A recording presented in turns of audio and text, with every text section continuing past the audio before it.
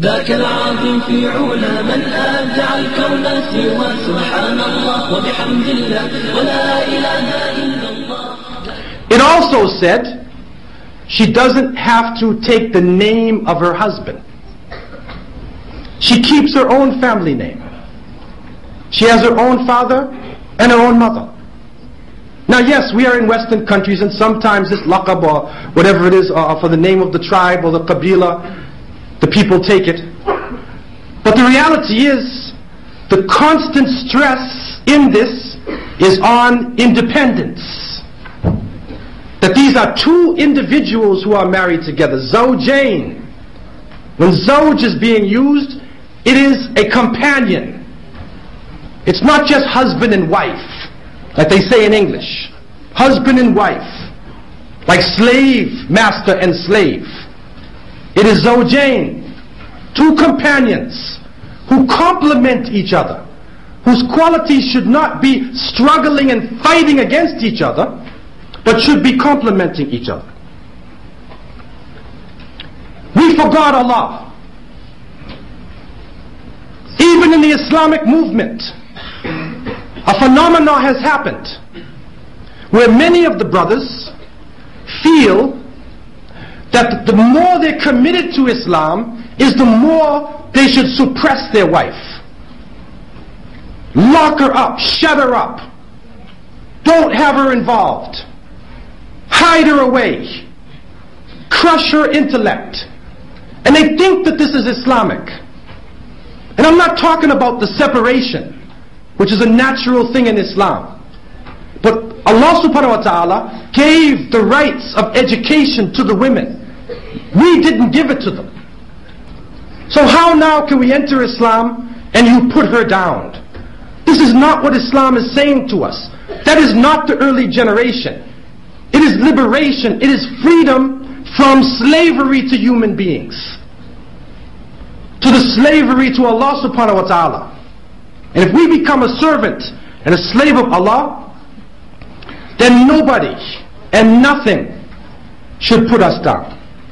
And the Prophet ﷺ said very clear, لا طاعة للمخلوق بمعصية الخالق. There is no obedience to the creation when the creation disobeys Allah. There is no obedience. But what has happened to us, in some cases we have created second-class citizens. And if separation means that in one side you have first-class treatment, and on the other side of the veil it's second-class treatment, then that is what we call in South Africa apartheid. It is apartheid. It is not the Islamic concept of separation, where the men and women equally listen to the words of Allah subhanahu wa ta'ala, where they learn Islam equally in different areas. That is the Islamic concept. In many cases we have conferences. I've experienced conferences. On the brother side, they're talking about fiqh, aqidah, tafsir, nahu and sarf. They're going deep into Islamic history. On the sister side, how do you cook Islamic cooking? Or they say, what are the rights of men and the obligation of women? Not the rights of women. What are their obligations? In some Muslim countries we come into the masjid, and on the men's side the rug is clean, it is nice. On the women's side, the fleas are jumping all over the place and the roof is falling in. And one of the things when I was traveling in Morocco, Al-Maghrib, that I loved so much about the masajid, that the women's section had the same wudu area and the same rugs as the men's section.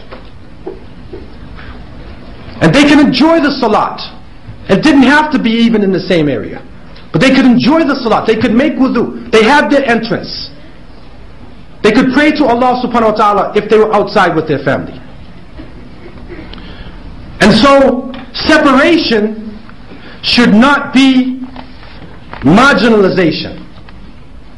There's a difference between the two.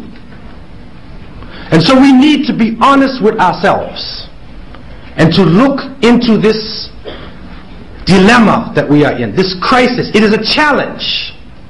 Look at it in a positive way. Because we can change the society.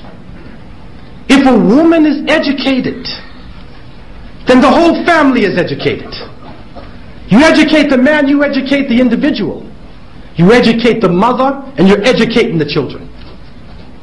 But if the mother is afraid of the masjid, if she feels negative about Islam, then how can the children love Islam? If the Prophet ﷺ has given certain rights to women, how can we take it away? And so we need to look at this in a serious way. Number one, we all need to increase our taqwa, especially the brothers. And I say this with all sincerity because we have a big task on our shoulders. We have a mighty task. And if the sisters are empowered to take this message and to stand in back of the men and to hold the rope of Allah subhanahu wa ta'ala, then inshallah we can have that type of structure that will not be quaking when it's under pressure.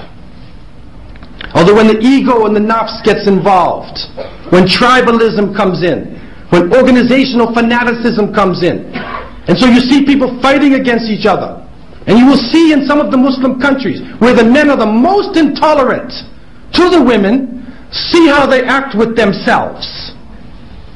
You see how they act with themselves. You mark my words. Look at the countries where the men are the most intolerant to women. Don't even want to see them. Then watch how they deal with each other. They can't agree on anything. Their ego comes in a minute. And when another man opposes them, they try to kill him. Why are they like that? They need some water to put out their fire. In many cases, the presence of a woman, her opinion in matters, the thought of the families, when we are making our decisions for the communities, it waters down the flame. It waters the flames down. Secondly, we need to focus more on character, on akhlaq. We have focused heavily on ibadah, on how to make the salah, how to fast in Ramadan. The Prophet ﷺ has told us, بُعِثْتُ لِأُتَمِّمَ مَكَارِمَ الْأَخْلَاقِ, and we find this in Al-Muwatta, that he said, I have been sent in order to complete the best part of character.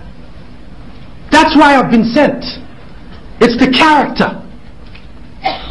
And so we need to focus more on character, on akhlaq when we are dealing with the sunnah. Also, interpersonal relationships. How did the Prophet ﷺ deal with other people? How was the Muslim committed, but yet he was humble?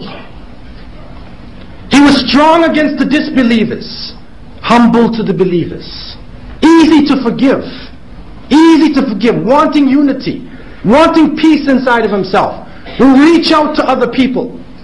That's our character. Forgive other Muslims. Close our ranks, make unity whenever we can. The enemies of Allah subhanahu wa ta'ala are marching on us, and they're planning day and night.